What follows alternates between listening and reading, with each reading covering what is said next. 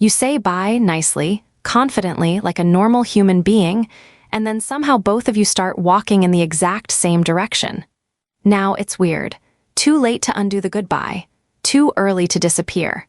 And now you're stuck in this awkward bonus level of social interaction that nobody prepared you for. So you walk, silently, side by side, occasionally pretending to check your phone like you suddenly became very important. Your brain is scrambling. Should you talk again? No, that feels illegal. You already closed the conversation. Reopening it feels like reopening a file you just saved and exited. So now you're just existing next to each other.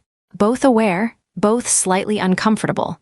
Both pretending it's not happening. And the funny part is neither of you planned this. But somehow you both agreed, without speaking, to suffer through it. This weird little moment actually says a lot about how our brains handle social rules. Because goodbyes aren't just words. They're signals, a clean ending, a social full stop.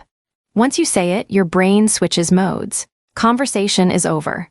Energy drops, you mentally clock out. But then reality betrays you.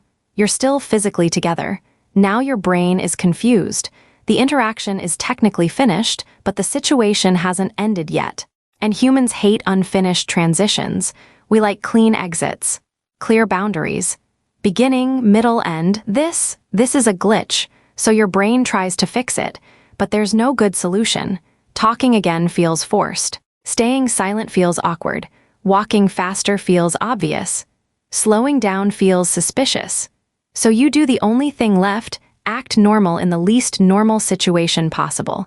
And here's the interesting part. It feels way more awkward than it actually is, because you're hyper-aware of yourself. You start thinking about how you're walking, where your hands are, whether your face looks normal, whether the silence feels loud. But the other person is going through the exact same internal chaos.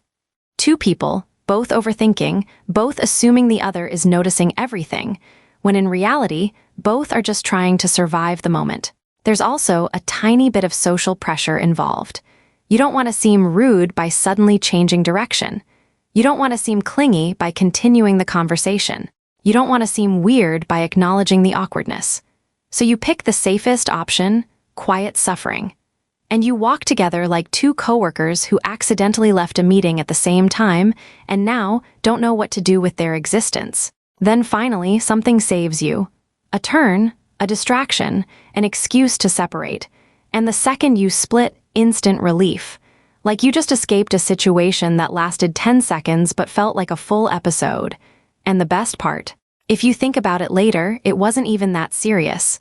Nothing bad happened. No one judged you. No one went home thinking about it. But in that moment, it felt like a social performance with no script, which is kind of the point. Awkwardness isn't about what's happening. It's about not knowing what's supposed to happen next.